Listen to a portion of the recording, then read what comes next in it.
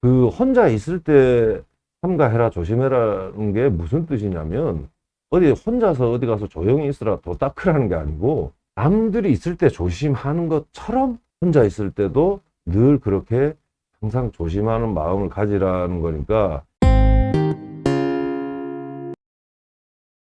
공자가 말한 것 중에 이제 군자상입니다. 이제 군자라는 게 자꾸 우리는 도덕군자라 그러는데 그 군자는 공적인 마인드를 갖춘 사람이고 소인은 자기 이익에 충실한 사람입니다. 그래서 소인이 꼭 나쁜 뜻은 아니에요. 자기 그 생계를 위해서 생활을 위해서 거기에 그친다 뿐이지 나쁜 사람이라는 뜻은 아닙니다. 물론 이제 가끔 부정적 의미로 쓰이긴 하죠. 왜?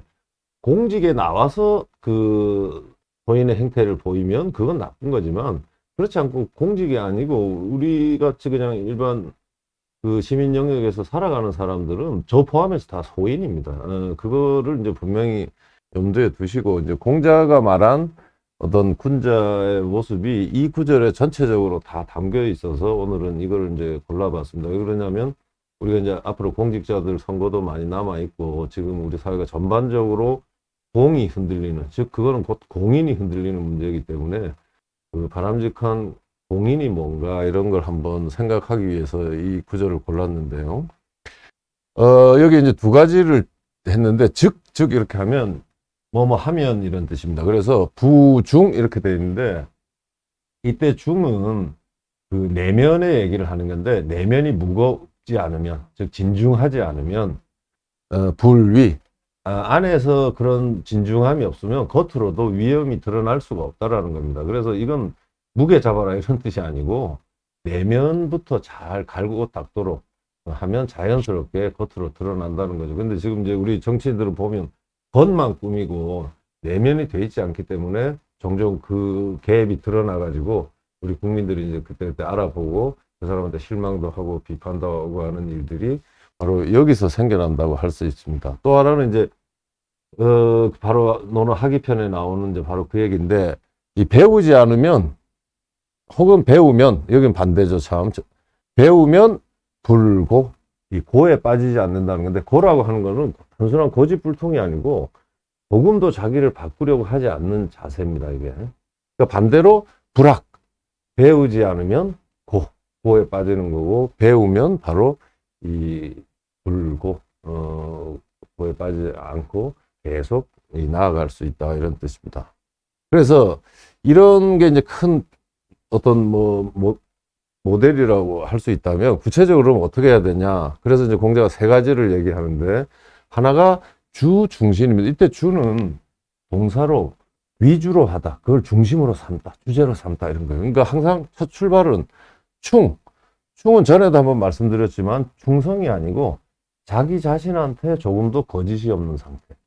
그 다음에 그런 마음으로 타인과의 관계에서 믿음을 주는 거. 그러니까 먼저 자기 자신한테 충실하고 두 번째 다른 사람한테 신의를 유지하는 거. 이건 뭐 인간의 기본 축이 되겠죠. 그래서 이걸 위주로 하고 그 다음에 이제 이게 참 중요한 건데 이 무우 이때 이제 우가 동사인데 벗삼 마라. 그러니까 무우니까 벗삼지 말아요.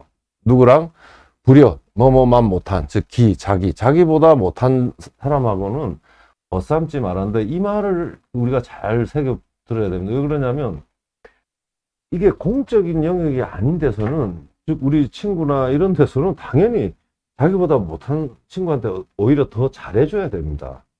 근데 이 말을 했다는 거는 이거는 바로 공자가 공적인 영역에 그 국한에서 하는 말로 볼 때라야 이 말이 이상하지가 않고 그 의미를 알 수가 있어요.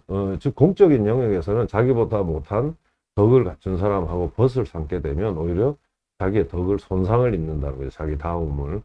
그렇기 때문에 요 구절은 상당히 조심해야 되고 그 다음에 이 잘못하다 허물을 짓다 이런 거죠. 허물을 지었으면 꺼리를 탄인데 물탄이니까 꺼리지 마라 뭐를 고치기를. 그러니까 잘못했을 때는 기꺼이 빨리 고치라는 거죠. 그런 요 세 가지가 사실은 계속 그 자기 안에서 유지가 된다면 그게 바로 위에 나오는 중하는 거고 자기를 진중하게 하는 거고 두 번째 끊임없이 그 문을 배워서 애쓰는 법을 배워서 자기 자신이 어떤 그 고정관념에 빠지지 않고 이 머물러 있는 상태에 만족하지 않고 계속 나아갈 수가 있다. 그런 뜻을 담고 있습니다. 그래서 한 번쯤 이 구절을 음미하면서 자기 자신도 한번 점검을 하고, 그리고 우리 이제 이 공직자 선거를 지켜보면서 우리가 어떤 태도를 취할 건가, 그런 것도 함께 지켜봐 주시기를 바랍니다. 예, 그리고 지난번에 제가 이제 그 2주 전이죠. 그 성기사 문제를 얘기했습니다. 그 사람 보는 법과 관련해서. 그래서 그 중에서 특히 지난주에는 이제 그 찰기 소환, 그러니까 그 아주 우러나는지 아닌지를 보라고 그랬는데, 그 비콘탑님께서 그게 혹시 방향무인이나 신독과 어떤 차이가 있냐 이렇게 물어보셨습니다. 방향무인이라고 하는 것은 우리가 무슨 말이냐면, 방은 이제 곁에 마치 사람이 없는 듯이 여기는 건데, 이건 굉장히 그 무례한 사람을 말하는 거죠. 그래서 방향무인은 사실은 그 무소부지, 즉 무소불위하고 같은 말입니다. 못하는 짓이 없는 거거든요. 근데 이제 사실 이거는 이렇게 행동을 하게 되면 이미 다 드러났어요. 그러니까 사실 굳이 성기사할 필요가 없고, 이렇게 방향무인하는 사람은 자기 자신이 그렇게 다 드러나가지고 사람들이 자기 자신의 밑바닥까지 다 본다는 걸 모르고 이렇게 해대는 거니까, 사실 수준으로 따지면 굉장히 낮은 수준입니다. 관련이 된다면 그렇게 이제 볼 수가 있고, 우리가 그냥 성기사가 필요 없는 인간이죠. 두 번째로 이제 신독을 얘기하셨는데, 이건 뭐 아주 대단히 정확히 보신 것 같습니다. 이게 이제 신독은 그 혼자 있을 때 삼가해라, 조심해라는 게 무슨 뜻이냐면, 어디 혼자서 어디 가서 조용히 있으라 도 닦으라는 게 아니고, 골방에서 뭐 도 닦으라는 얘기가 아니고, 남들이 있을 때 조심하는 것처럼 혼자 있을 때도 늘 그렇게 항상 조심하는 마음을 가지라는 거니까, 이것은 사실은 성기사 할 때 그 소안, 우러나는 마음을 가진 사람이라면 당연히 신독을 하는 거니까, 이 신독할 줄 아는 사람의 그 소안을 살핀다면 그거는 정말 그 겉과 속이 같은 사람이라고 할 수 있다는 점에서 이 비컨님의 질문은 굉장히 그 전곡을 찌르는 그런 질문이었다고 하겠습니다. 예, 감사합니다.